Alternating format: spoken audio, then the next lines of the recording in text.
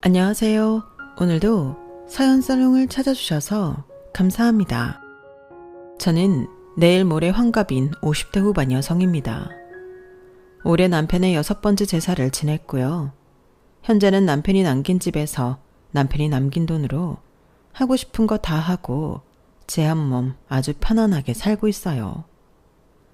살아생전 그렇게 저를 힘들게 하던 남편이었는데 아마도 하늘에서 자기 돈으로 제가 호의호식하고 있는 걸 보면서 많이 열받아 하고 있지 않을까 생각합니다. 저희 남편은 참 짠돌이었거든요.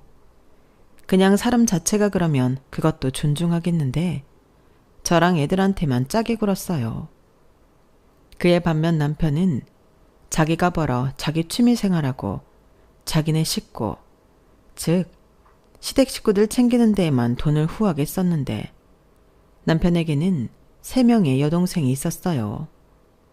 그리고 하나같이 오빠 등의 빨대를 꽂고 누가 더 많이 빨아먹나 경쟁하는 것들이었는데 참고로 신우들이 저보다 다 어립니다. 그런데 오빠가 하도 저를 무시하고 함부로 하니 그 동생들도 저를 어려워하지 않았어요. 오히려 자기들도 저를 무시해도 된다고 생각하는지 명절 같은 날 시댁에 가면 그렇게 꼴불견일 수가 없는데요. 저희 신우들은 셋 다 시집을 갔어도 자기 시댁을 챙기는 인간은 하나도 없었어요. 그러면서 저한테는 자기 엄마한테 잘하라고 그렇게 시짜짓을 했는데 오죽하면 큰 매제들이 자기 와이프한테 너나 잘하라는 말을 했을 정도였죠. 그리고 그 큰 매제는 자기도 처가에 오기 싫다며 며느리 노릇 안 하니 자기도 사위 노릇 기대하지 말라고 하고는 그 이후 시댁의 모습을 보이지 않았어요. 그때 남편이 엄청 화가 나서 큰 매제한테 뭐라고 했는데 큰 매제가 저희 남편이랑 동갑이라 그런지 전혀 기세에 밀리지 않고 대등하게 싸웠는데요. 저희 남편은 자기가 돌아가신 시아버님 대신이라고 생각하는 인간이었어요. 그래서 동생들한테도 자기가 아빠 노릇을 대신해줘야 한다는 강박 같은 게 있었는데 그런 건 어릴 때부터 시어머니가 심어준 거였어요. 그러니 동생 3명 시집 보낼 때도 저희가 각자 2천만 원씩 해줬어야 했는데 저는 그것도 모르고 있었죠. 저 역시 남편한테 생활비를 받을 뿐 전체적인 돈 관리는 남편이 하고 있었거든요. 그리고 연봉이 그렇게 적지 않다고 알고 있는데도 생활비는 참 빠듯하게 줬어요. 애가 둘이고 학원에 가야 하는데도 사교육? 그거 다 필요 없는 거야. 그럼 학교가 왜 필요하나? 라고 말하며 생활비를 올려주지 않았는데 그래서 제가 부족한 돈은 벌어서 충당해야만 했죠. 학교에서 피아노랑 태권도 같은 건 가르쳐주지 않잖아요. 그리고 저는 우리 애만 기죽이고 싶지 않아서 신발이나 옷, 가방 같은 것도 좀 좋은 걸로 해주고 싶었는데 남편은 그런 쪽으로는 전부 쓸데없는 거라고 했어요. 그러면서 신우들이 라미네이트 하고 싶다고 하면 돈 주고 라섹 하고 싶다고 하면 돈 주고 심지어 막내 신우는 시집 가려면 성형수술 해야 한다고 하니 그 돈까지 해줬는데 자기 돈으로 자기 동생들 주는 거니 저는 신경 쓰지 말라고 하더군요. 지금 생각하면 저런 인간 뭐가 좋다고 진작에 갈라서지 않았나 싶은데 제가 젊었을 때는 그런 시대였어요. 이혼이 죄는 아니라고 하지만 큰 결격 사유가 없다면 그냥 사는 거였죠. 저도 그랬어요. 분명 뭐 하나 도움되는 남편도 아니고 애들 아빠도 아니었는데 그래도 아빠 없는 애들은 만들고 싶지 않았죠. 적어도 애들 시집장가 갈 때까지는 참고 갈라서더라도 그때 갈라서야겠다는 마음이었는데요. 너도 나도 다 참고 살 때라 저도 그냥저냥 살았던 거죠. 그래도 애들은 참 착했어요.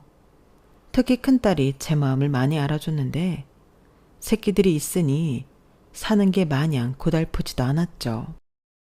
내 새끼 먹이고 입히고 또 배우고 싶은 거 있으면 배우게 해주는 게 그렇게 뿌듯할 수가 없었어요.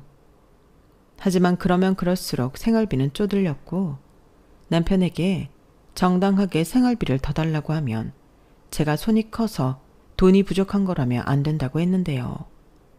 그래서 둘째 초등학교에 들어가면서 저는 다시 취직을 했어요. 정말 더럽고 치사해서 못 해먹겠더라고요. 그전에도 부업이다 아르바이트다 돈 되는 일은 찾아다니면서 부족한 생활비를 메꿨는데 계속 이렇게는 살 수 없으니 딴 주머니를 찰 생각으로 아예 직장을 구했어요. 그때도 남편이 자기처럼 고졸의 경단녀를 누가 뽑아주나? 괜히 떨어져서 마음 상하지 말고 내가 주는 돈 아끼면서 전처럼 푼돈이나 벌고 그렇게 살아. 라고 저를 무시했는데 저는 보기 좋게 단 한 번의 이력서와 면접으로 취직에 성공했죠. 그때 남편이 거짓말하는 거 아니냐고 놀란 눈으로 물었는데 그렇게 통쾌할 수가 없었어요. 이래서 여자도 능력이 있어야 한다고 하는구나. 절실하게 느끼며 절대 다시 예전의 전업주부로 돌아갈 생각이 없었는데요. 제가 직장에 다닌 지 2달이 넘어갈 즈음 남편이 생뚱맞게 시어머니를 모시고 살면 어떻겠냐고 묻더군요.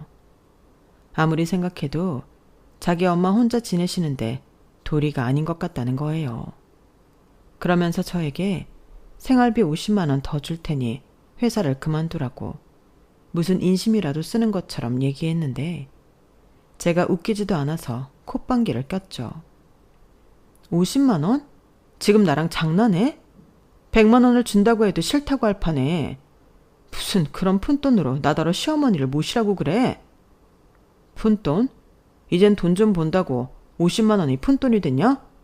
그럼 우리 엄마는 언제까지 저러고 혼자 지내? 어머니 아직 젊으셔. 오히려 우리랑 사는 거 불편하시지. 그리고 나랑 애들은 생각 안 해? 나 이제 취직한 지 2달 됐어. 근데 시어머니 모시자고 회사를 그만두라고? 자기 같으면 그러겠니? 며느리가 시어머니 모시는 건 당연한 거지. 그럼 우리 엄마 계속 안 모시고 살 생각이었어? 솔직히 그런 생각 안 하고 살았어. 막말로 우리가 남는 방도 없는데 어머니를 어떻게 모셔? 거실에서 지내시라고 그래? 아니면 어머니한테 안방 드리고 우리가 거실 써? 애들 방 있잖아. 애들 같이 쓰라고 하고 남는 방 우리 엄마 드리면 되지. 진짜 답답하네. 애들 남매야. 유치원생도 아니고 둘 다 초등학생인데 어떻게 남매를 같은 방을 쓰라고 해? 됐고 괜히 내가 회사 다닌다고 집에 들어 앉혀놓고 싶은가 본데 억지 그만 써. 나는 회사 그만둘 생각 없으니까. 자기야말로 왜 그러냐. 내가 돈을 못 벌어? 그리고 아직 애들 엄마 손 필요한데 자기가 이러면 안 되지. 벌써 집안이 개판됐잖아. 개판은 무슨. 나 집안일 똑같이 하거든? 그리고 애들도 이제 알아서 해. 오히려 자기보다 훨씬 잘해. 그리고 말 나왔으니까 하자. 내가 그동안 생활비 좀 올려달라고 몇 번이나 말했지? 그때마다 자기가 뭐라 그랬어? 나 사실 그래서 회사 다니는 거야. 더럽고 치사해서. 내가 괜히 그래? 돈 모아서 집 사려고 그러는 거잖아. 자기는 그런 것도 이해를 못해? 언제까지 남의 집살이를 할 거야? 그래서 아가씨들이 달라고 하면 그렇게 척척 주냐? 얼마 전에 둘째 아가씨 카드값 부족해서 100만 원 붙여줬다며. 그런 돈은 안 아까운가 봐? 그건 어떻게 알았어? 좌우간 가만 보면 능구렁이야. 그럼 애가 당장 카드값 때문에 지 남편이랑 한바탕 하게 생겼는데 그걸 안 주냐? 그러다 내 동생 신용불량자 되면 다 줄만 하니까 준 거지. 그래? 자기는 항상 그런 식이야. 자기 식구들한테는 그렇게 인자하고 펑펑 쓰면서 정작 한 집에 사는 나랑 애들한테는 소금물보다 짜지. 유치하기는. 그래도 집 사면 그 집엔 누가 살아? 사람이 하나만 알고 둘을 몰라. 아무튼 나는 우리 엄마 저렇게 혼자 지내는 거 마음 쓰이고 걱정돼. 그러니 당신이 회사 그만둬. 남편은 그렇게 막무가내로 자기 엄마까지 팔면 저에게 회사를 그만두라고 했어요. 그리고 저는 그러던지 말던지 무시하고 회사를 다녔는데요.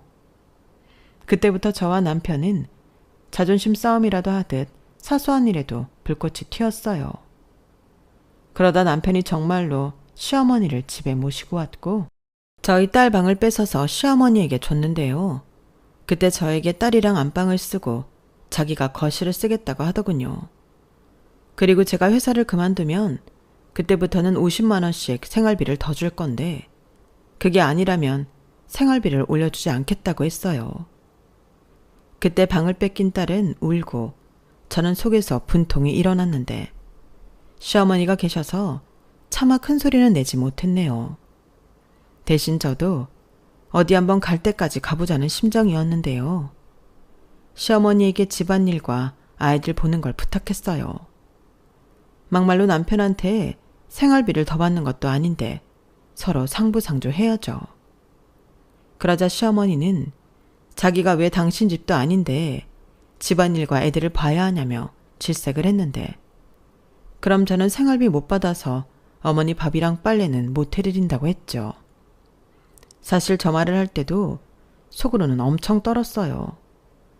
그전에는 그런 말을 하고 싶어도 할 수 없었는데 남편이 저렇게 막무가내로 나오니 저도 이판사판이 되었어요. 그리고 시어머님이 집에 계시니 야근하기도 용이해 종종 연장 근무를 했는데요. 그러자 시어머님이 자기는 너무 힘들다며 당신 집으로 가시겠다고 하더군요. 솔직히 거기까지 생각하고 일부러 한 연장 근무는 아니었는데 의외의 효과였어요. 하지만 시어머니는 가실 때도 곱게는 가시지 않았는데 아범아, 아무래도 네 처가 바람이 난 것 같다. 그러지 않고서야 여자가 회사에 가서 그렇게 늦게까지 일을 할 게 뭐가 있니? 너 잘 알아봐.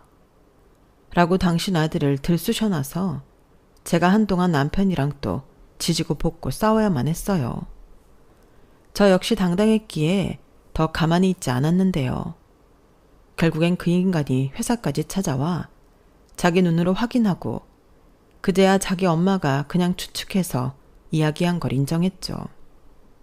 하지만 제 마음은 이미 상할 대로 상했고 그 뒤 저희 부부는 서로를 소 닭 보듯 관심도 없고 그저 한 집에만 사는 무늬만 부부로 살았는데요. 그렇게 사는 거 힘들지 않았냐고 많이들 물어보시는데 솔직히 힘들진 않았어요. 그것도 나름 적응이 되니까 괜찮더라고요. 그냥 공기 같은 존재라고 생각하면 편했는데 너는 너, 나는 나 이렇게 살다가 애들이 독립해 우리 부부를 떠나면 그때 이혼을 하든 별거를 하든 뭐라도 하면 된다고 생각하고 살았죠. 그렇게 15년 넘게 살았어요. 그 사이 그 인간 말대로 돈을 모아 신축 아파트 내 집 장만도 했고 애들은 다 커서 대학생이 되었고 아들은 1년 마치고 군대에 갔는데 그래도 자기가 아빠라고 애들 학비는 해주더라고요. 솔직히 그것도 안 해주면 바로 이혼할 생각이었는데 처음 딸아이 대학 입학금 내주는 거 보고 참았어요. 하지만 그렇다고 우리 부부 사이가 달라진 건 아니었는데요. 15년이 넘었어도 저에게 주는 생활비는 똑같았고 자기는 등산이다 낚시다 또 골프다 하며 밖으로 도는데 분명 여자도 있는 것 같더라고요. 그런데 참 신기하죠.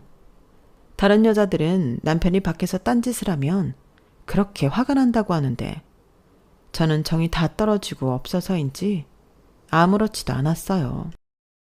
오히려 가끔 외박하니 그냥 저 인간이 딴 살림 차려서 집에 들어오지 않았으면 좋겠다는 생각까지 했는데 지금 생각해도 참 신기한 감정이었죠.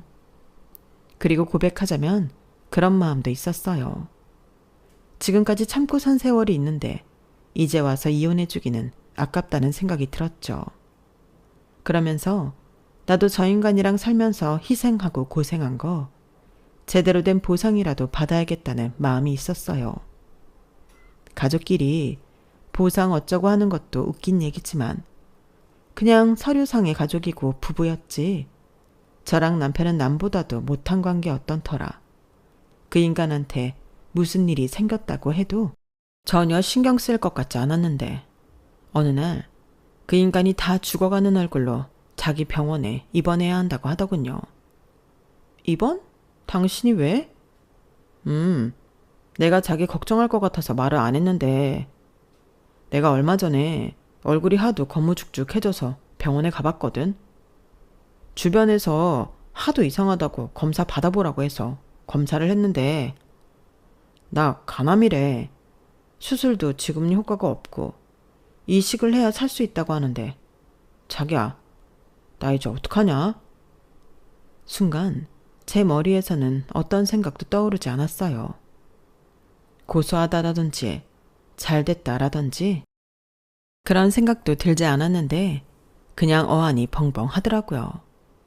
그리고 시간이 지나 더 황당하고 기분 나쁜 얘기를 들었는데요. 글쎄 그 인간이랑 놀았던 여자들이 자기들끼리 짝이라도 한 듯 남편을 거들떠도 보지 않았다는 건데요. 그래서 풀이 잔뜩 죽어서 조강지처인 저에게로 온 거더라고요. 그 사실을 알았을 땐 기가 막혀서 아무 말도 하고 싶지 않았어요.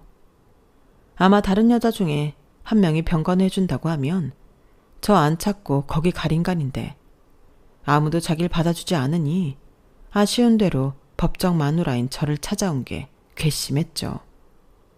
그리고 한편으로는 저한테 간까지 달라고 하는 게 아닌가?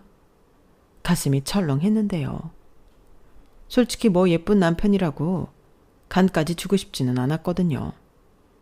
그리고 남편이 병원에 입원하고 모든 사실을 알게 된 시어머니는 제가 남편 건강관리를 잘못해서 이런 일이 생겼다고 저를 원망했는데요. 그래서 말했죠. 어머니, 저 사람 여태 다른 여자들이랑 붙어먹다가 버림받아서 저한테 다시 온 거예요. 사람이 없는데 제가 무슨 수로 없는 사람 건강관리를 시켜요? 저한테 이러실 게 아니라 어머니 아들한테 가셔서 따지세요. 그동안 뭔 짓을 하고 다니느라 암까지 걸렸냐고요. 뭐야? 시어머니는 제가 지지 않고 잔뜩 기가 살아 말을 하자 혈압이 오르신 듯 뒤로 휘청거리시며 주저앉았어요. 그리고 부부는 일심동체니 제 간을 떼서 자기 아들한테 주라고 했는데 제가 싫다고 바로 거절했죠.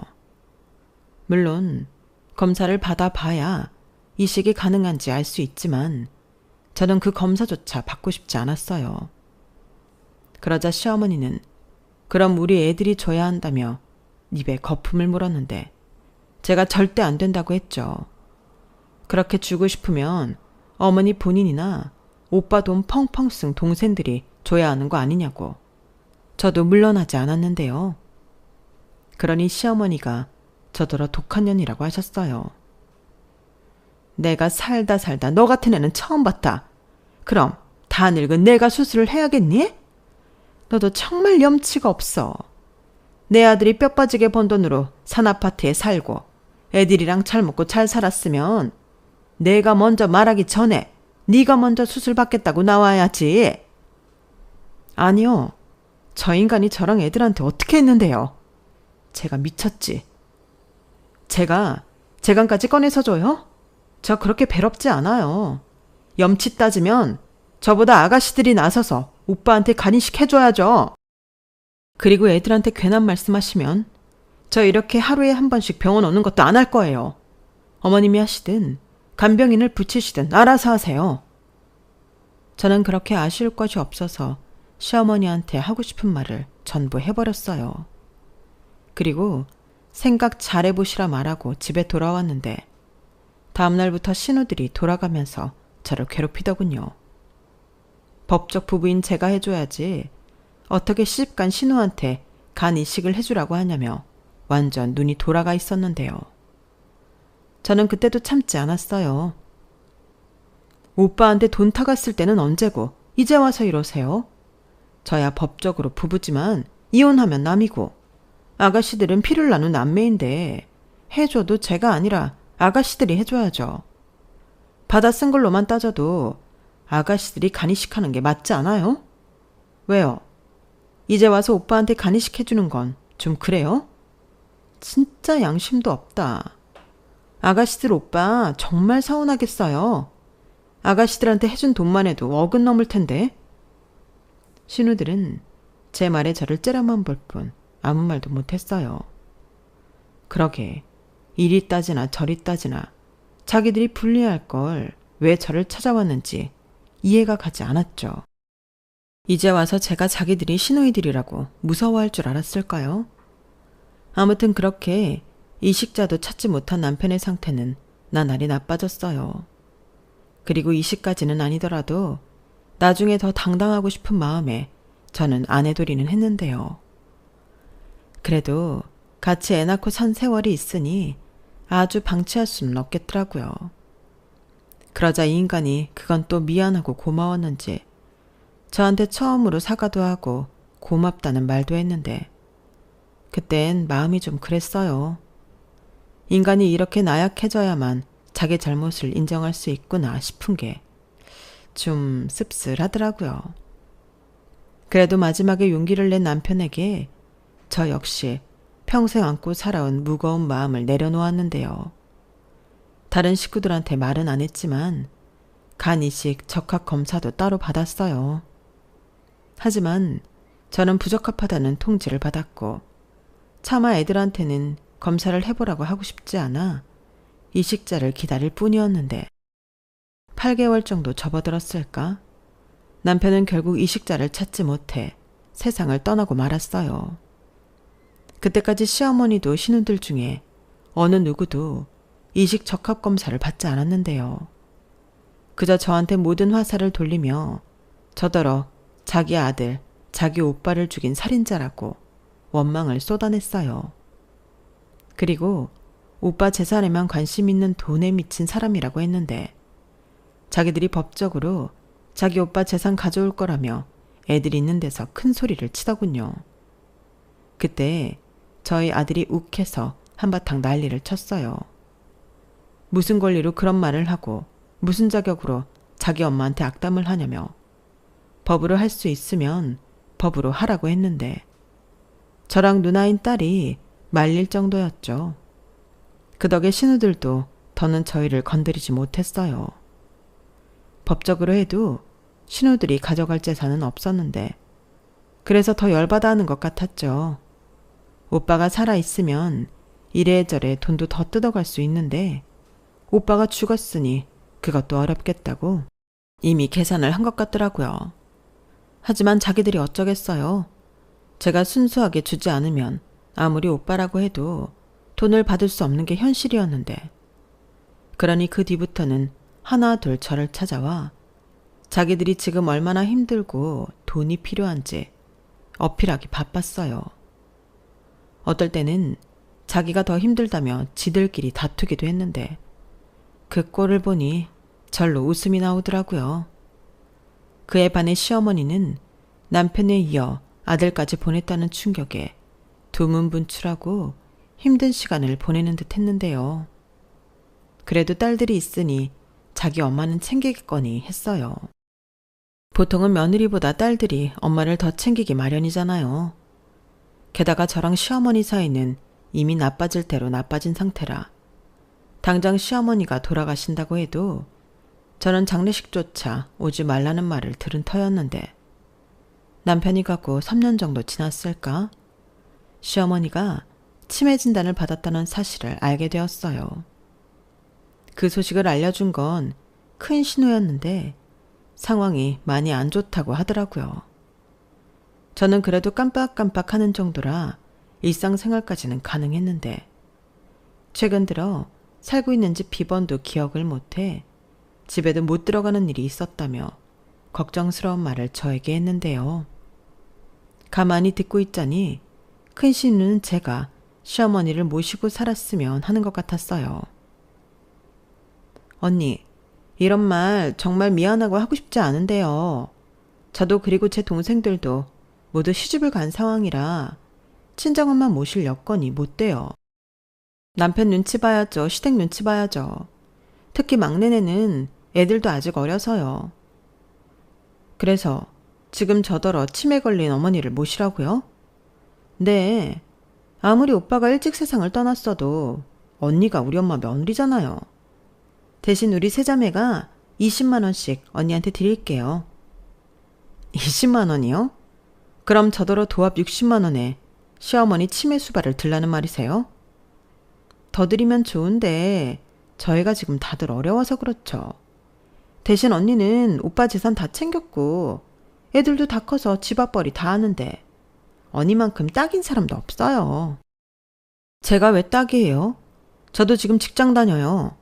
막말로 제가 받는 월급만큼은 준다고 해도 고민할 마당에 60만 원 받고 다니던 직장도 때려치워요? 아가씨 같으면 그렇게 하겠어요? 언니, 진짜 너무하네요. 친정엄마였어도 이렇게 하실 거예요? 저 같으면 제가 이런 말 하기 전에 우리 엄마 모신다고 했을 것 같아요. 그 집 우리 오빠가 산 우리 오빠 집이잖아요. 제가 왜 그 말 안 하나 했네요. 아가씨는 내가 오빠랑 어떻게 산지 몰라요? 저 오빠한테 제대로 생활비 못 받았다고요. 오빠는 자기 돈이라고 펑펑 쓰고 이 여자 저 여자 바람 피우며 살았어요. 그 대가로 받은 집인데 제가 공짜로 받았다고 생각하세요? 아, 그뿐만이 아니죠. 오빠 가기 전까지 병수발은 또 누가 했는데요? 큰 신우는 제 말에 아무 말도 못하고 전화를 끊었어요. 그리고 저 역시 치매에 걸린 시어머니를 저에게 떠밀려고 하는 신우의 속내에 화가 치밀었는데요. 그도 그럴 게 딸애가 작년에 결혼해 나가고 아들도 회사 근처로 가서 살고 싶다고 독립해 이제 혼자 자유롭게 살게 되어 신이 나 있던 참이었거든요. 24세 결혼해 시집살이 8년 하고 애들 키우고 남편 같지 않은 남편이랑 살면서 좋은 시절 다 보냈지만 아직은 젊다고 생각해 남편이 남긴 돈으로 그동안 못해본 것들 실컷 하며 남은 여생을 살고 싶었는데 제 남은 여생을 치매 걸린 시어머니를 모시라니 저는 절대 그러고 싶지 않았어요. 저도 한 번쯤은 제가 바라는 인생을 살아야죠. 하지만 신우들은 하나같이 제가 남편 돈을 모두 챙겼기 때문에 그의 세트로 시어머니까지 제가 책임져야 계산이 맞다고 주장했는데 제가 워낙 수긍하지 않으니 시누이들이 저희 집에 몰려왔더군요. 그 모습은 마치 빚쟁이가 빚 받으러 갈 때 거지러운 그런 모습이었는데 솔직히 예상은 하고 있었어요. 그러니 대비도 하고 있었죠. 그래서 놀라지도 않고 아무렇지 않게 안에 들어가서 얘기하자고 문을 열어줬는데요. 오히려 제 덤덤한 모습에 신우들이 당황했어요. 그리고 저는 차분하게 냉장고에서 오렌지 주스를 따라주며 여기까지 와도 소용없어요. 이거나 시원하게 드시고 가세요.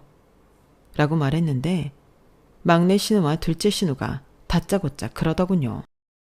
언니, 정말 이럴 거예요? 같은 여자끼리 서로 입장 헤아려 줄 수 있잖아요. 언니는 이제 남편도 없고 애들도 다 나가서 사는데 여기서 언니 말고 누가 우리 엄마를 돌봐요? 맞아요. 집도 혼자 쓰기 넓잖아요. 혼자 있으면 외롭기만 하지. 저 하나도 안 외로워요. 그리고 친딸이 셋씩이나 있는데 남의 딸인 제가 왜 어머니를 모셔요? 뭐 사이가 좋았으면 말도 안 해. 아시잖아요. 저랑 어머니 사이가 얼마나 나쁜지. 그야 오빠 살아있을 때고 또 치매 걸리기 전이죠. 지금은 별로 기억도 남아있지 않고 다 잊어서 괜찮아요. 그렇게 괜찮으면 작은 아가씨가 모시면 되겠네요. 언니! 조용히 해. 저기 언니, 그럼 저희가 돈을 좀 더 드리면 어때요? 전에 20만 원씩 드린다고 했는데 저희가 30만 원씩 드릴게요. 큰언니, 그게 무슨 소리야? 왜 우리랑 상의도 하지 않고 언니 마음대로 돈을 올려? 막말로 지금 언니가 오빠 돈을 얼마나 챙겼는지도 우린 모르잖아. 나는 싫어. 한 푼도 주고 싶지 않다고. 참 기가 막힌 꼬라지였어요. 그렇게 오빠한테 돈 받아 챙길 때는 언제고 자기 엄마한테 부탁하면서 내 돈은 아깝다고 쌩 난리를 치는지 그 모습이 참 꼴사나워 보이더라고요. 그리고 어떻게든 자기들은 치매 걸린 노모를 모실 생각이 없어 보였는데요. 그래서 제가 한 가지 아이디어를 냈어요. 그럼 이렇게 해요. 다들 직접 모시는 건 힘들다고 하니 저까지 포함해서 n분의 1로 치매 전문 요양병원에 모시자고요. 이게 현실적인 대안 아닌가요? 네? 지금 우리 엄마를 시설에 보내자는 거예요? 어떻게 그런 말을 아무렇지 않게 해요? 아, 자기 엄마 아니라고 그러는 건가? 진짜 너무하네. 왜? 그냥 아무도 모르는데 갖다 버리자고 하지? 지금 너무한 사람이 설마 나예요? 그러는 작은 아가씨는 시설에도 못 보내겠다. 내가 모시지도 못한다. 돈도 아까워서 못 낸다. 그럼 어쩌자고요? 막말로 아가씨 엄마지 우리 엄마가 아니에요. 언니, 그러지 말고 언니가 한 번만 희생해요. 언니가 유일한 며느리고 여기 집도 오빠 집인데 우리 엄마가 여기 와서 못 지낼 이유가 없죠. 큰언니 말처럼 30만 원씩 드릴 테니 여기서 합의해요. 저 이런 말까지는 안 하려고 했는데 그이랑 사이도 나빠서 언제 이혼할지도 모른단 말이에요. 그거야 죄송하지만 막내 아가씨 사정이고요. 저는 여기까지가 최선이에요. 정말 웃겨? 그럼 언니가 이 집 우리한테 줘요. 여기 우리 오빠 집이고 우리는 이거 팔아서 우리 엄마 모시든 우리가 알아서 할 테니 우리 오빠 거 다 두고 언니는 빠지라고요. 미쳤어요? 아니 지금 보니까 치매 걸린 엄마 때문에 온 게 아니라 오빠 돈 내놓으라고 강짜 부리러 왔네. 전에도 분명 말했을 텐데요. 법으로 가져갈 수 있으면 가져가라고요. 나 이 정도는 받을 권리 있어요? 내가 어떻게 산지 몰라요? 나처럼 살라고 하면 살 수나 있고요. 아까 누가 그랬죠? 같은 여자끼리 입장 헤아려 주자고. 근데 지금까지 살면서 내 입장 헤아려 준 사람 있었나? 됐고 이제 그만하고 내 집에서 나가요. 못 나가. 이 집을 내놓든가 아니면 우리 엄마를 모시든가 둘 중에 하나만 선택해. 그래요. 작은 언니 말이 100번 맞네. 선택해요. 언니, 나도 그러고 싶지는 않지만 어쩔 수 없네요. 언니가 막무가내로 나오니 우리도 이럴 수밖에 없어요. 그러지 말고 그냥 우리 엄마 모시고 살아요. 노인네 살아봤자 얼마나 살아. 언니 이렇게 끝까지 우리 엄마한테 불효하면 나중에 천벌 받아요. 천벌이요? 지금 말 다 했어요? 자기들은 자기 엄마 모시기 싫어서 여기까지 와놓고 나는 천벌을 받는다고요? 저는 신우들의 뻔뻔함에 치가 떨렸어요. 그래서 자리에서 벌떡 일어나 안방으로 갔는데요. 사실 남편 장례를 마치고 남편 물건을 정리하는데 기가 막힌 걸 발견했었거든요. 그냥 자기 동생한테 퍼주기만 하는 인간인 줄 알았더니 자기 동생들한테 돈을 빌려주고 그걸 다 차용증으로 만들어 놓은 장부를 발견한 거예요. 거기에 보면 언제까지 어떻게 갚겠다는 내용도 상세하게 적혀 있었는데 남편도 신우들도 그런 얘기는 저한테 한 적이 없었기 때문에 차용증이 있을 거라는 건 꿈에도 몰랐어요. 그래서 신우들이 법적으로 자기 오빠 재산 어쩌고 하면 이걸 내밀 생각에 잘 보관하고 있었는데 그걸 꺼내와야겠다는 생각이 바로 들었죠. 그래서 제가 그 장부를 펼쳐서 한 명 한 명 이름을 부르고 금액을 불러줬어요. 그러자 신우들 얼굴이 사색이 되었는데 제가 그 장부를 발견할 거란 생각은 멍청하게도 못했던 모양이더군요. 하지만 이내 작은 신우가 저한테 그랬는데요. 그 차용증 법적으로는 아무런 효력이 없어요. 이미 제가 다 알아봤거든요.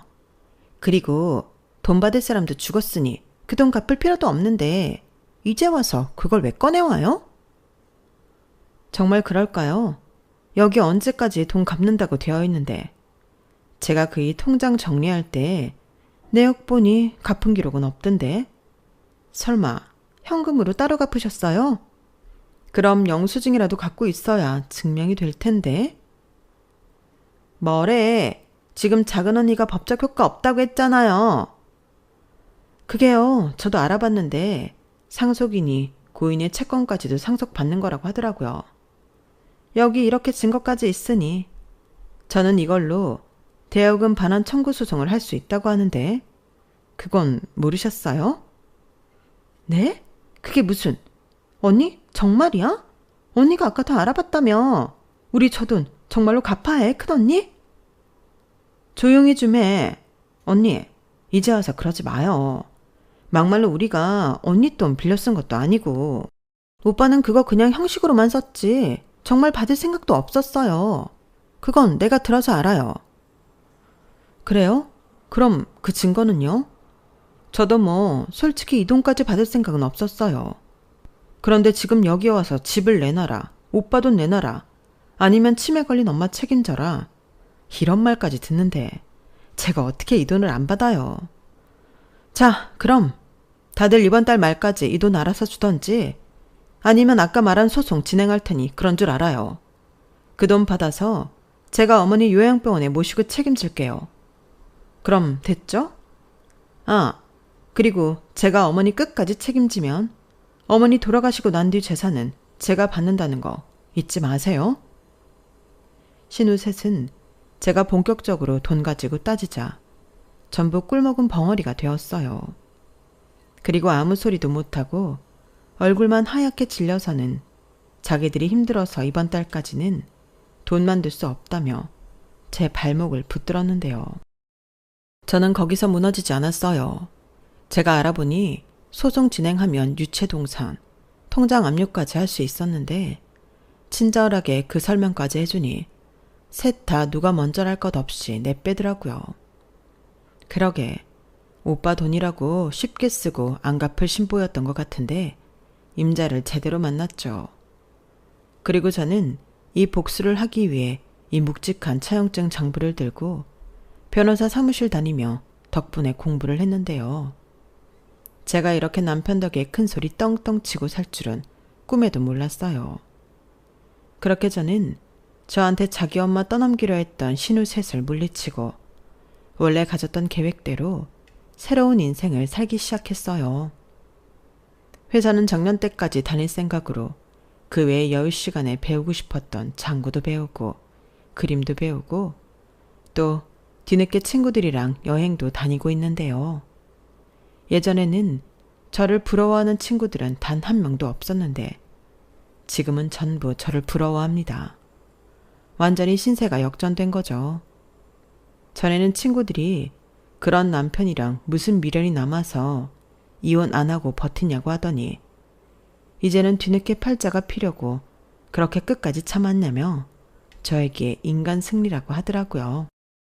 뭐 물론 제가 그 인간 덕으로 뒤늦게 이런 편안한 생활을 하게 될 줄은 몰랐지만 그래도 그 인간이 마지막엔 저한테 이로운 짓은 하나 하고 갔구나. 새삼 고맙다는 생각이 들어요. 처음에 그 인간이 간암에 걸렸다고 다시 집으로 왔을 땐 그것도 밉게만 보이더니 지금 생각해보면 그 시간이 그래도 우리가 살면서 부부로 함께 있던 시간이 아니었나 싶습니다. 어쩌면 그런 시간을 좀 가지라고 하늘에서 누군가 기회를 줬을지도 모르겠는데요. 만약 제가 간이식 적합검사에서 적합 판정이 나왔다면 어떻게 되었을까 가끔 상상을 하곤 해요. 다시 그 인간 때문에 속 썩으면서 살 수도 있고 또 뒤늦게 자기 잘못을 뉘우쳐 제법 사이좋게 지낼 수도 있었겠다. 뭐 그런저런 생각이 드는데 그저 생각일 뿐 이젠 저도 그 인간도 다 내려놓고 편안해지길 바랍니다.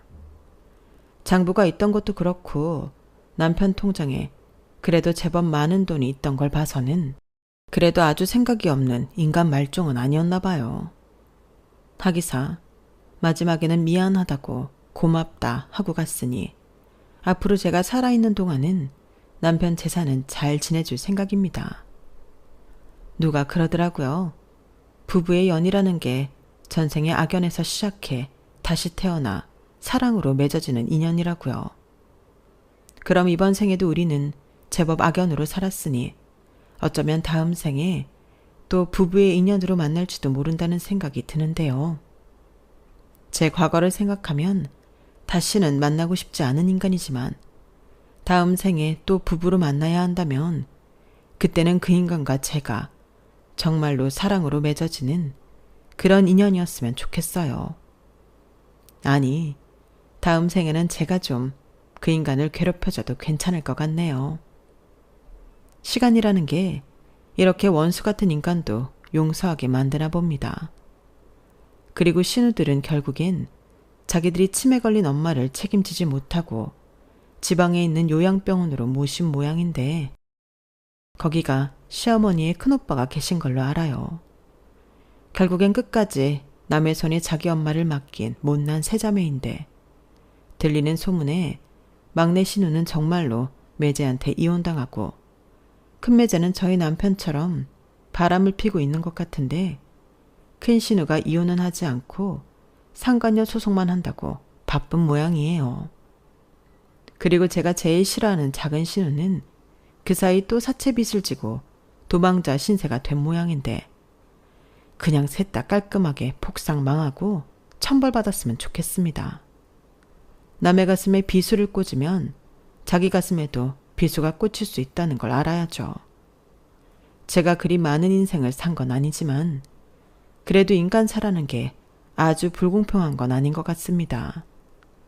젊었을 때는 남편과 시자 식구들 원망하며 착한 애들만 보고 살았는데 이제는 그렇게 마음고생한 거 모두 보상받고 행복하게 살 날만 남은 것 같아 저는 더 건강하게 오래 살고 싶은 바람입니다.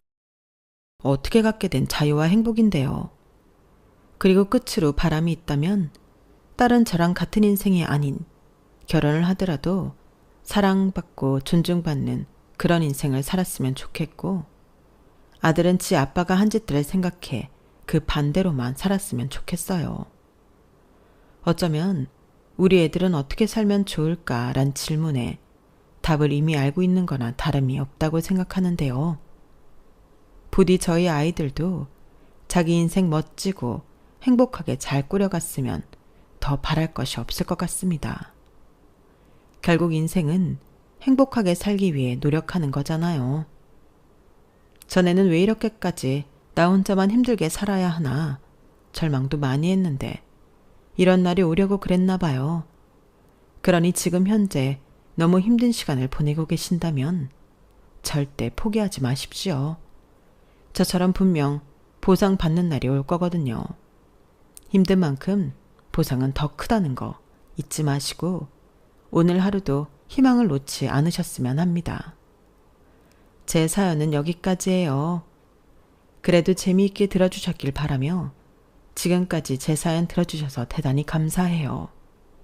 늘 건강하시고 행복하시길 바라며 저는 이만 물러가겠습니다.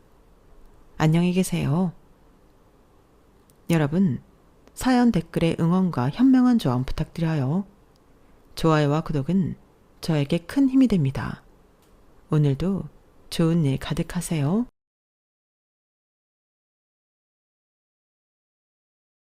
안녕하세요. 오늘도 사연 살롱을 찾아주셔서 감사합니다. 1년 전 남편과 사별하고 남편의 내연녀와 살고 있는 여성이에요.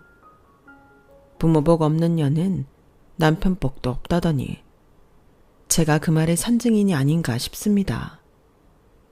저는 6살 때 엄마 손에 버려졌어요. 아빠는 그보다 먼저 세상을 떠나셨고요. 시설에서 지내다가 초등학교에 들어가기 전에 입양이 되었는데 2년도 안 돼서 파양이 되고 말았어요.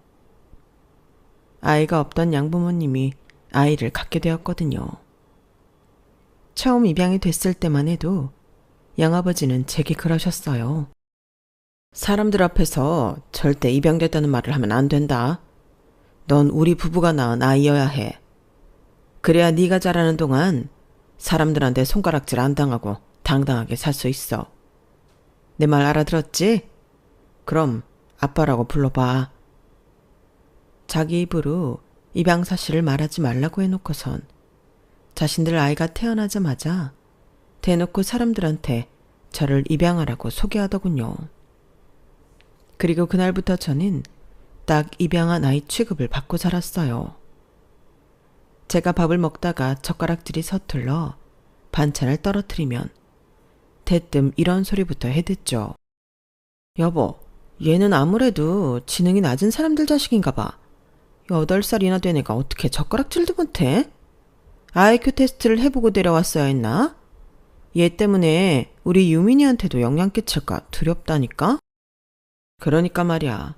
어떤 부모 밑에서 태어난 자식인지 알아야 입양하는 부모들도 교육할 때 기준을 잡을 텐데 어떻게 그 간단한 정보도 안 주고 애를 보내는 건지 원. 언제는 제가 젓가락 집는 손가락조차도 너무 예뻐서 입으로 쪽쪽 빨아주고 싶다고 난리를 치더니 자기들 아이 생겼다고 하루아침에 저를 전응아 취급을 하다니 정말 못된 사람들이었죠. 그래도 그때는 어떻게든 그 집에 붙어 있고 싶은 마음에 양부모님한테 잘 보이려고 부단히 애를 썼어요. 그런데 제가 동생이랑 놀다가 모비를 떨어뜨려서 동생 얼굴에 상처가 생기자 뒤도 안 돌아보고 저를 파양하더군요. 그런데 웃긴 게 뭔지 아세요? 시설에 되돌아온 뒤로 양부모님에 대한 미움보다는 그날 내가 왜 모비를 떨어뜨렸을까 하는 자책이었어요. 모비만 떨어뜨리지 않았으면 아직도 그 집에서 그 집 딸로 살고 있을 텐데 하면서요. 40줄에 들어서고 보니 그날 일이 떠오를 때마다 그 양부모한테 욕을 한 바가지 퍼붓지 못한 그 순간이 너무 억울하고 화가 나고 그러더군요. 파양된 이후로는 다시 입양이 안 돼서 나이가 차서 퇴소하는 날까지 시설에서 자랐어요. 시설에서 나온 뒤로는 얼마 안 되는 정착금으로 말 그대로 버티기 위한 삶을 살았고요. 아르바이트를 해서 번 돈으로 일주일을 버티고 한 달을 버티고 그렇게 12달을 버티고 나면 한 해가 지나갔어요. 남들처럼 대학을 졸업하고 취업해서 30쯤엔 결혼을 하겠다 하는 꿈은 언감생심. 이번 한 달은 버틸 수 있을까 하는 조바심으로 하루하루를 살아야 했어요. 아파도 들여다봐 줄 사람도 없고 일터에서 억울한 일을 당해도 대신 따져줄 사람도 없다 보니 점점 더 마음의 문을 닫고 혼자 버텨가는 거에만 열중하게 되더라고요. 먹을 거 입을 거 아껴가며 어떻게든 돈을 모아 남한테 기대지 않고도 살아갈 힘을 기르자. 오직 이 생각만으로 20대를 버텨냈고 30대 초반에 내 가게를 열게 되었어요.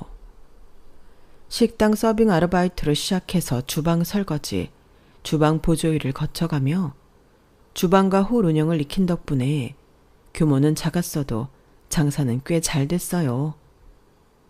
그렇게 5년간 쉴 새 없이 일을 한 덕에 가게도 넓혀가게 되었고 식자재를 대주시는 사장님의 소개로 남편도 만나게 되었어요. 주방용품 수입을 하는 총각인데 이니 씨처럼 부지런하고 사람이 참 서글서글해. 어때? 한번 만나보겠어?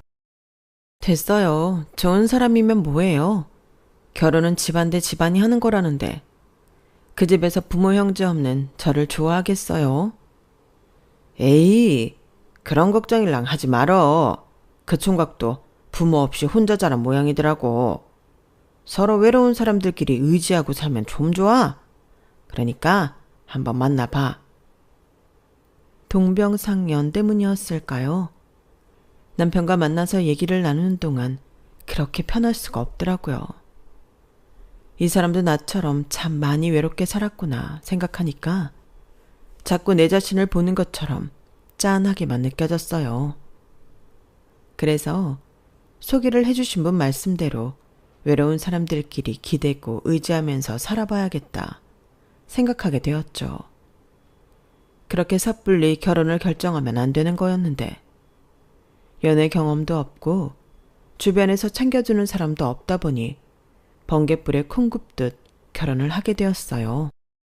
딱히 부를 양가 가족도 없어서 둘이 혼인신고를 하고 1박 2일로 강원도 여행을 다녀온 게 결혼식 대신이었어요. 뒤늦게 제 결혼 사실을 들은 주방 이모님이 난리를 치더라고요.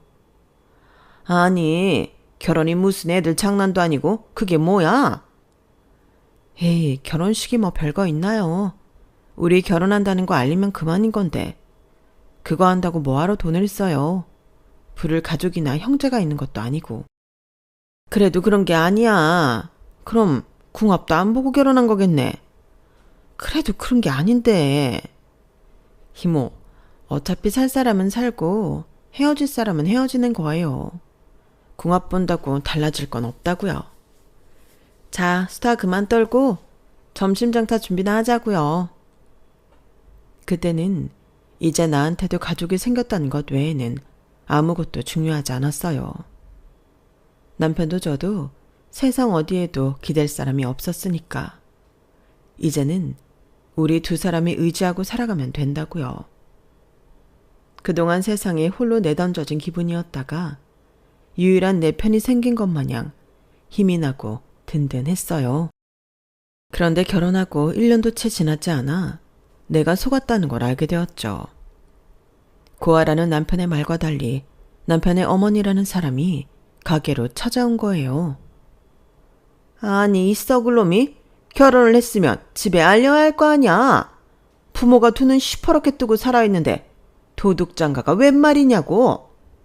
그쪽이 우리 아들이랑 결혼한 사람이요? 얼굴은 반반한 게 봐줄만은 하네. 나 광성이 엄마예요. 그쪽 시어머니. 그 미친놈이 집에는 연락도 않고 결혼을 했다길래 내 한번 와봤어요. 그럴 리가 없는데요.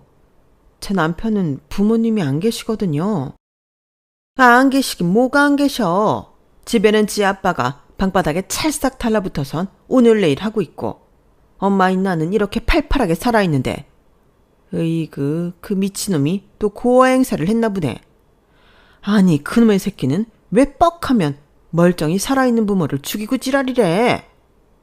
그건 그렇고 이 가게는 누구 명인가?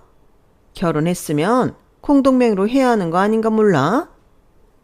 아, 인사는 했으니까 말 놔도 되지? 명색이 시어머니인데 며느리한테 존대를 할 수는 없잖아. 안 그런가? 네? 아, 네. 내가 먼 길을 와서 그런가 목이 좀 타네. 시원한 막걸리 있으면 좀 내와봐. 지짐이도 몇 창 붙여오고. 뭘 그렇게 멀뚱대고 서 있어? 나 목말라 뒤지는 거 보고 싶어? 느닷없는 시어머니의 등장에 정신이 멍해졌어요. 일단 주방으로 가는 척하고 남편한테 전화를 걸었죠. 그랬더니 남편이 한숨을 푹 쉬고는 그러는 거예요. 자세한 건 내가 가서 말해줄 테니까 절대 그 사람한테 돈 주지 마. 알았지? 정말 자기 어머니인 건 맞아? 엄마는 무슨 낳아놓고 내팽겨 쳤으면서. 암튼 돈 주지 마. 절대. 절대. 정확한 사정은 모르겠지만 아무튼 남편 반응으로 봐서 친모는 확실했어요. 시어머니는 막걸리 2통에 정과 알탕까지 알뜰히 드시고는 자신이 찾아온 이유를 밝히셨어요. 한 달에 200씩만 보내. 광성이 아빠 약값도 들어가야 하고 우리도 먹고 살아야 하니까. 보다시피 내 다리가 이래서 일 써주는 데가 없어. 산입에 거미줄 칠 수도 없고. 광성이한테는 비밀로 하고 보내. 그놈의 새끼 알았다간 또 지랄한다고. 내가 걔를 낳기는 했지만 사실 부모로서 해준 게 없어. 그러니 애초에 부모 대접받을 생각도 없었고. 그래도 일단은 먹고 살 길이 막막해지니까 염치불구하고 이렇게 찾아왔지 뭐. 뻔뻔하다 해도 그래도 할 수 없어. 굶어 죽을 수는 없잖아. 에그, 광성이 오기 전에 그만 일어나야겠다. 내가 적어준 계좌번호 있지? 거기로 매달 1일에 보내. 광성이한텐 비밀이야. 시어머니는 부랴부랴 가방을 챙겨 가게를 나가셨고 10여 분쯤 지나 남편이 가게에 도착했어요. 그리고 다시는 그 여자가 찾아와도 들이지 말라고 하더군요. 시팔, 못 살겠다고 술주정뱅이 남편한테 자식 가져버리고 집 나갔으면 그만이지. 뭐하러 들어와서 엄마 대접받겠다고 지랄이야. 내가 애비한테 두들겨 맞고 살 때는 코빼기도 안 보이다가 남편 병 들고 나니까 돌아와? 웃기고 있어 진짜. 누가 자기들을 부모로 생각하기나 한데? 어림도 없어. 당신 똑똑히 들어. 나한테는 엄마고 아빠고 없어. 그러니까 다시는 그 인간이랑 말도 섞지 마. 그 인간들이랑 연락하는 거 보이면 당신도 가만 안 둘 줄 알아. 그때 처음 남편의 폭력성을 확인했어요. 평소와 너무도 다른 모습에 이 사람이 내가 아는 남편이 맞나 싶을 정도였죠. 그리고 그날을 시작으로 남편은 자주 본성을 드러내는 날이 많았어요. 결혼하고 1년도 안 돼서 일도 그만두고 제가 벌어오는 돈에 의지해 살기 시작하면서부터는 더욱 포악한 성격을 드러냈죠. 거기다 시어머니라는 사람은 매달 1일마다 돈 보내라고 독촉 전화를 했어요. 남편이 보내지 말라고 했다니까 쌍욕을 퍼부으며 병든 남편 데리고 식당 바닥에 들어 누워야 정신을 차리겠냐고 협박까지 하더라고요. 일도 않고 백수를 살면서 툭하면 가게 금고를 털어가는 남편과 해준 것도 없으면서 매달 200씩 따박따박 받아가는 시어머니. 차라리 혼자 살 때가 더 나았다는 생각이 들 만큼 제 인생에 해만 끼치는 인간들이었어요. 오죽하면 가게 식구들은 제게 지금이라도 이혼을 하라고 했겠어요. 그런데 사람이 참 웃긴 게 가족이라고 내 인생에 전혀 도움이 안 되는 인간들 뿐인데도 다시 혼자가 되는 것보다는 끌어안고 사는 게 낫겠다 싶더라는 거예요. 참 바보 같죠? 그런 바보짓을 하면서 이 인간이랑 8년을 살았어요. 그 기간 동안 시어머니한테 들어간 돈 말고도 남편한테 맞으면서 뺏긴 돈만 해도 수억 원 될 거예요. 처음엔 포악한 성격만 드러내던 남편은 점점 더 사나워지기 시작해서는 자기 마음에 안 들거나 제가 말대꾸를 하면 무조건 주먹질부터 해댔어요. 요즘 세상에 남편한테 맞고 사는 여자가 어딨냐고 하겠지만 살다 보니 그렇게 되더라고요. 실컷 때려놓고는 다음 날이면 기가 팍 꺾여서는 무릎 꿇고 싹싹 빌어대는데 혹시나 이번엔 좀 달라질까 하는 마음으로 매번 속아 넘어가주곤 했어요.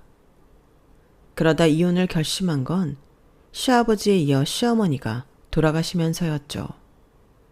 몰랐는데 남편이 어머님 앞으로 거액의 보험을 들어 놓았더라고요.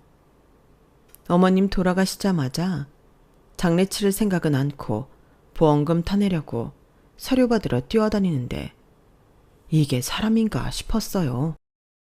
아무리 미워한다고는 해도 자기를 낳아준 엄마인데 그 죽음으로 돈벌이 할 생각만 하다니 섬뜩하더라고요.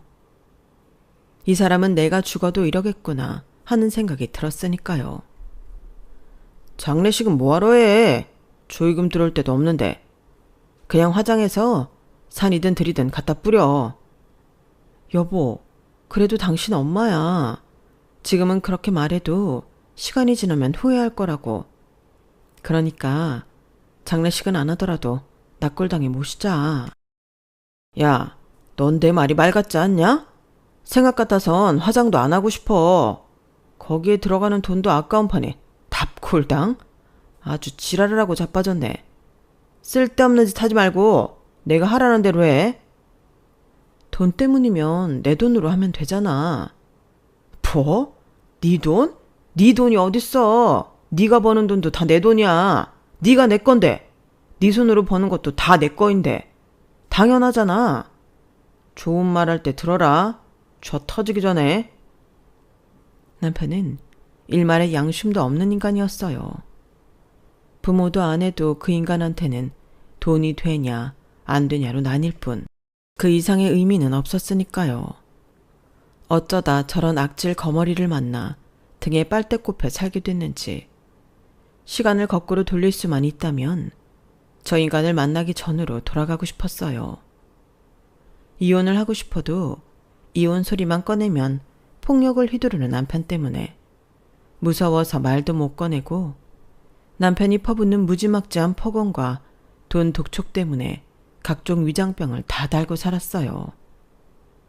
그러던 어느 날 남편 휴대폰으로 온 문자를 하나 발견한 거예요. 집에 사촌 언니가 왔어요. 집으로 오지 마세요. 자주 가던 모텔 503호로 7시까지 갈게요. 안 그래도 남편과 이혼할 비밀을 찾고 있었는데 드디어 남편의 외도 흔적을 발견하게 된 거예요. 내연녀와의 미래 장소를 쫓아가 현장을 덮치려고 남편의 뒤를 밟았는데 여우 같은 남편이 낌새를 채고는 도망을 쳐버렸지 뭐예요. 그런데 며칠 뒤 모르는 번호로 전화가 걸려온 거예요. 남편의 내연녀였죠. 일전에 문자를 보냈던 그 여자요. 그 여자는 제가 할 얘기가 있다면서 만나자고 했어요. 그래서 약속 장소로 나갔더니 20대 초반의 앳된 여자가 앉아있더라고요. 순하고 곱상하게 생긴 게 남의 남자를 뺏을 사람으로 보이지는 않았어요. 불륜을 저지르는 여자들이 딱히 정해진 관상이 있는 건 아니겠지만 적어도 그런 짓을 할 만큼 독하거나 뻔뻔해 보이지 않았거든요. 그런데 아니나 다를까 그 어린 여자가 나를 보자마자 손을 덥석 잡고는 눈물을 뚝뚝 흘리며 그러는 거예요. 사모님, 제발 이혼은 하지 마세요. 사모님이 이혼하시면 저는 죽어요. 도대체 무슨 말인지 알 수 없는 말을 하면서 여자는 어깨가 덜덜 떨릴 정도로 서럽게 울었어요. 남편을 뺏겠다는 상간녀는 봤어도 본처한테 남편과 이혼하지 말라고 비는 상간녀는 듣도 보도 못했던지라 이걸 어떻게 받아들여야 할지 모르겠더라고요. 그런데 이어진 여자의 말을 듣고는 온몸에 소름이 돋았어요.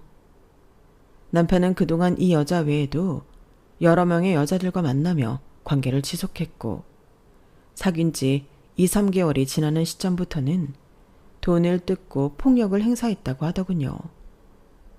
자기도 아르바이트로 버는 돈을 모조리 뺏겨서 라면 사 먹을 돈조차 없어서 굶는 날도 있었다는 거예요. 도저히 못 참게 서서 헤어지자고 하면 안에 있는 남자 꼬셔서 상간녀 짓 한 걸 폭로하겠다고 되려 협박을 했다는 거예요. 저 정말 아저씨 꼬신 적 없어요. 믿어주세요.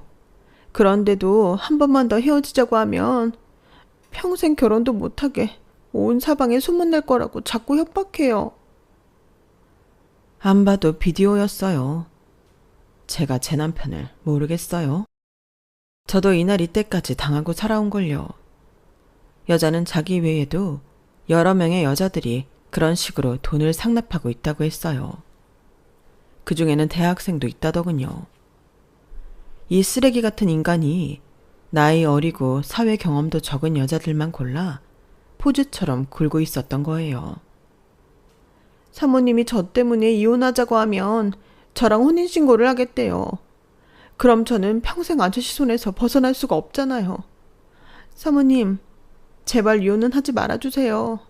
제가 이렇게 싹싹 빌게요. 저 좀 살려주세요. 남편이 개차반 같은 놈인 건 진작 알고 있었지만 이렇게 쓰레기 짓을 하고 다니는 놈인지는 몰랐어요. 그래서 일단 내가 직접 남편에 대해 알아보고 연락 주겠다고 하곤 돌려보냈어요. 그렇게 가게로 돌아온 저는 업체에 연락해 남편의 뒷조사를 부탁했어요. 그리고 얼마 뒤 결과 보고를 듣고는 머리를 망치로 맞은 것처럼 큰 충격을 받았어요. 어린 여자의 말대로 남편은 그동안 여러 여자들을 만나며 데이트 폭력을 일삼았고 그 여자들의 약점을 잡아 돈을 뜯어가며 살았더라고요. 돈벌이가 안 되는 여자는 노래방 도움이라도 하라며 자기 지인이 하는 노래방에 연결해 주기도 했는데 그래놓고 돈은 모조리 자기가 챙겼더라고요. 한마디로 제 남편은 괴물이었던 거예요. 이런 사실을 안 이상 더는 얼굴 맞대고 살 자신이 없어서 이 자료들을 근거로 이혼을 해야겠다 생각했어요. 그런데 그렇게 되면 저를 찾아왔던 어린 여자가 고스란히 그 인간을 떠안고 살게 되는 거잖아요. 그래서 여자를 설득시켜 남편을 고소하라고 했어요. 여자는 한사코 거절을 했지만 평생 이러고 살 거냐는 제 말에 한참을 울먹이더니 결국 그러기로 했죠. 한 사람보다는 여러 사람이 함께 고소를 해야 타격이 클 것 같아서 젊은 여자와 함께 피해자들을 찾아다니며 설득을 했어요. 그런데 그러던 와중에 생각지도 못한 호재가 생긴 거예요. 남편이 건드렸던 여자 중 하필 폭력배의 여동생이 있었던 모양이에요. 동생의 피해 사실을 듣고 달려온 폭력배 오빠 손에 남편이 죽살나게 터지고 만 거죠. 그러자 남편은 고소를 하겠다며 경찰을 불렀고 그 바람에 일이 커지게 된 거예요. 남편과 폭력배의 여동생도 경찰서에 가서 참고인 조사를 하게 됐는데 여동생 휴대폰에서 사진과 녹취록이 나왔던 거죠. 그간 제 남편한테 맞아 멍든 사진과 돈을 빼앗는 내용의 녹취록이 발견되면서 상황은 순식간에 뒤바뀌어 버렸어요. 그때를 틈타 어린 여자를 비롯해 남편한테 걸려 시달림을 당하던 여자들이 남편을 폭력과 갈치, 그 외에 여러 가지 이유로 형사고발을 했고 남편은 구속수사를 받게 되었어요. 이제 이번 일을 계기로 나도 이혼 소송을 하면 되겠다 생각했던 그때 청천벽력 같은 소리를 듣게 된 거예요. 남편이 그동안 여자들한테 뜯어낸 돈을 아내인 저보고 갚으라는 거였죠. 정확히는 제가 아니라 부부 공동재산에서 갖게 된 거였지만 그게 그거 아니겠어요? 남편은 결혼기간 내내 백수였는데요. 안 그래도 남편 놈한테 하도 돈을 뜯기고 살아서 모아놓은 돈도 얼마 없는 마당에 수백에서 수천만 원에 달하는 피해금을 갚고 나니 통장 잔고는 마이너스가 되고 말았어요. 그래, 지긋지긋한 이놈이랑 헤어지는데 들어가는 수고비라고 생각하마. 너란 놈을 만나 결혼까지 한 내 무지에 대한 책임값이다. 이렇게 생각하며 마음을 다스린 저는 남편한테 이혼을 요구했어요. 하지만 그 인간이 들어줄 리가 없죠. 죽어도 안 된대요. 되려 저한테 피해자들과 합의를 봐오라고 하지 뭐예요. 미쳤어요? 내가 그 인간 뒤치다거리를 하게요. 결국 합의를 못 본 남편은 실형을 살게 되었고 형량은 무려 5년이나 나왔어요. 피해자들 입장에선 말이 안 될 만큼 적게 나온 형량이었지만 법원 판단이 그렇다니 어쩔 도리가 없죠. 5년간 시설에 가둬놓는다고 갱생할 인간이 아니라는 건 판사들도 잘 알 텐데 왜 그렇게 우리나라는 범죄인들한테 인심이 후한지 모르겠어요. 자기 가족이 이런 놈한테 피해를 당해도 그렇게 솜방망이 처벌을 내릴지 정말 궁금하네요. 남편이 교도소에 들어간 뒤 저는 이혼 소송을 진행했어요. 남편은 여전히 이혼은 안 된다고 길길이 날뛰었죠. 그러다 노선을 바꿔선 납작 엎드려선 싹싹 빌면서 평생 내 발밑에 개로 살 테니 이혼만은 없던 일로 해달라는 내용의 편지까지 보내왔어요. 지가 어떤 인간인지 더러운 꼴 다 봤는데 개노릇 하겠다는 말에 마음이 동할 리가 없죠. 저는 끝까지 이혼을 불사하겠다고 변호사를 통해 전했어요. 그러자 남편이 그랬다는군요. 끝까지 이혼을 강행한다면 5년 뒤 밖에 나가서 그때 저를 찾아가겠다고요. 그 말을 전해 듣는데 심장을 쥐어짜는 것처럼 숨이 막히고 온몸이 떨렸어요. 하지만 평생을 그 인간 옆에서 사는 건 더 살떨리게 싫더라고요. 그래서 끝까지 마음을 바꾸지 않았어요. 그러던 어느 날 제 가게로 남편의 내연녀였던 어린 여자가 찾아왔어요. 커다란 여행 가방을 손에 들고 온 그 여자는 저를 보자 울음을 터뜨리더라고요. 일단 마음부터 가라앉히게 하고 자초지종을 들어봤어요. 그랬더니 집에서 쫓겨났다더라고요. 소송으로 뛰어다니느라 일도 그만두게 되었고 그 바람에 월세가 밀려 살던 집에서도 쫓겨나 갈 곳이 없다고 했어요. 부모님이 안 계셔서 시골 할머니 손에 자랐는데 이번 일이 알려지면서 집안 망신시켰다는 이유로 시골에 있는 친척들한테도 손절당했다더군요. 행색을 보니 길에서 떠돈 지 좀 됐는지 몸에서 냄새도 나고 배에서는 연신 꼬르륵 소리가 났어요. 일단 밥부터 먹이고 봐야겠다 싶어서 주방에 들어가 밥을 차려왔어요. 방금 전까지 눈물 콧물 빼며 울던 여자는 잠시 제 눈치를 보더니 개 눈 감추듯 밥 한 공기를 해치우더군요. 두 공기를 더 먹고서야 여자는 숟가락을 놓았어요. 그리고는 대뜸 여기서 일 좀 시켜달라고 하지 뭐예요. 따지고 보면 이 어린 여자 덕분에 이혼 소송에 유리한 증거도 많이 찾았고 해서 도의적인 책임을 지려고 그러라고 했어요. 당장 잘 곳이 없으니 일단은 저희 집으로 데리고 갔고요. 그렇게 저는 남편의 전 내연녀와 함께 살게 되었어요. 부모 형제 없이 혼자 외롭게 살았던 저인지라 그 여자가 마치 친동생같이 느껴지더라고요. 남편이 집에 없으니 마음도 편하고 돈 뜯어가는 인간이 없으니 제법 돈도 모이기 시작했어요. 하지만 마음 한구석에서는 아직도 두려움이 가시지 않더라고요. 이혼이 된다고 해도 남편이 출소하면 당장 달려와 나를 죽일지 모른다는 두려움 때문이었죠. 가끔 꿈에 남편이 나오면 소스라치게 놀라 잠에서 깨곤 했어요. 그런데 그건 저만 그런 게 아니었던가 봐요. 어린 여자도 가끔 비명을 지르며 잠에서 깨기도 했으니까요. 괴물 같은 인간 하나가 두 여자의 인생을 갉아먹고 있었던 거죠. 그런데 사람이 죽으란 법은 없나 봐요. 생각지도 못한 순간에 기적 같은 일이 일어났거든요. 네? 남편이 죽어요? 왜요? 아니, 교도소에 들어간 사람이 왜 죽어요? 심장마비랍니다. 가슴을 움켜쥐고 쓰러졌는데 같은 방 사람들은 남편이 청소하기 싫어서 쇼하는 줄 알았대요. 몇 번 그런 적이 있어서 그랬던 것 같은데 유감스러운 일이죠. 그래서 이혼 소송은 더 이상 진행이 안 될 것 같습니다. 변호사를 통해 남편의 사망 소식을 듣는데 머릿속에선 딱 한 가지 생각뿐이었어요. 아, 드디어 괴물 같은 인간 소나기에서 벗어날 수 있게 됐다. 그 인간이 여전히 서류상 제 남편으로 남아있는 건 소름 끼치게 싫었지만 그래도 사는 동안 다시는 안 봐도 된다는 사실이 너무도 기뻤어요. 저를 통해 남편의 부고 소식을 전해 들은 어린 여자도 바닥에 주저앉아 펑펑 울더라고요. 이제 자기는 자유라고 행복해하면서요.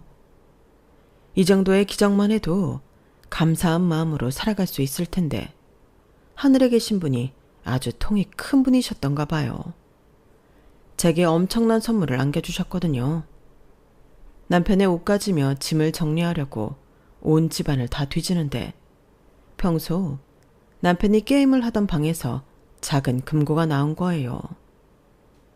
그리 고가의 금고는 아니고 인터넷에서 흔히 살 수 있는 저가형 금고였어요. 혹시나 하는 마음에 남편 주민번호 뒷자리를 눌렀더니 바로 열리더라고요. 그런데 그 안에 딸랑 USB 하나만 들어있는 거예요. 얼마나 중요한 게 들었길래 금고까지 사서 넣어뒀나 싶어 USB를 컴퓨터에 연결해 봤어요. 그랬더니 거기에 웬 비밀번호가 적힌 문서가 있더라고요. 순간 전에 경찰서에서 남편 취조를 하던 형사의 말이 떠올랐어요. 여자들한테 그렇게 뜯어낸 돈으로 도대체 뭘 했는지 통장 잔고가 10만 원도 안 되던데요. 그때는 대수롭지 않게 넘긴 말이었는데 이제 와서는 그 말이 걸리더라고요. 남편은 도박도 안 하고 취미랄 것도 딱히 없는 인간이었거든요. 게다가 여자를 만나도 자기 돈을 쓰는 사람이 아니라 그 여자 등을 쳐먹는 놈이었고요. 그런데 모아둔 돈이 없다? 이건 정말 이상하잖아요. 그래서 남편 계좌 조사를 해봤어요. 들고 난 흔적은 있을 테니까요. 그렇게 입출금 내역을 확인하던 중 드디어 실마리를 찾게 되었죠. 글쎄 이 인간이 그동안 저한테 다달이 뜯어간 돈과 피해 여성들한테 뺏은 돈으로 코인을 사 모았더라고요. 금고에 들어있던 비밀번호는 코인 비밀번호였던 거예요. 10여 년 전에 제가 전세보증금 올려주려고 마련해 놓은 돈을 훔쳐가 코인을 샀다가 얼마 뒤 코인 폭락 기사가 뜨면서 난리를 친 적이 있어서인지 솔직히 돈이 온전히 남아있을 거라는 기대는 안 했어요. 그렇게 기대감 없이 비밀번호를 입력했는데 세상에 그간 사 모은 코인이 엄청 가격이 올라서 제가 평생 벌어도 다 못 벌 금액에 되어 있는 거 있죠. 순간 헛웃음이 났어요. 이 괴물 같은 인간이 이것 때문에 나랑 죽어도 이혼 못한다고 그 난리를 쳤던 건가 싶었거든요. 이 엄청난 돈을 두고 감방에서 세상 하직을 할 때 얼마나 속이 쓰렸을까 생각하니 나도 모르게 웃음이 터져나왔어요. 남편은 법정에서 내릴 수 있는 최고형보다 더 지독한 벌을 받았다는 생각에 가슴을 꽉 누르던 채정이 단번에 내려가는 기분이었어요. 그 일이 있고 1년이 지난 지금 제 인생은 어떻게 변했냐고요? 변한 건 통장의 잔고뿐이에요. 여전히 눈을 뜨면 가게에 나가 일을 하고 일 끝나면 남편의 내연녀와 함께 집에 돌아와 시원한 맥주 한 캔을 마시고 잠이 들어요. 하지만 확실히 달라진 건 하나 있어요. 내 인생의 든든한 백이 통장 안에 있다는 생각에 전혀 외롭지 않다는 거요. 언제가 어디로든 떠날 수 있지만 나는 오늘도 내게 주어진 오늘의 삶을 살아가겠다. 이렇게 생각하면 은근히 신이 나고 제가 멋져 보이거든요.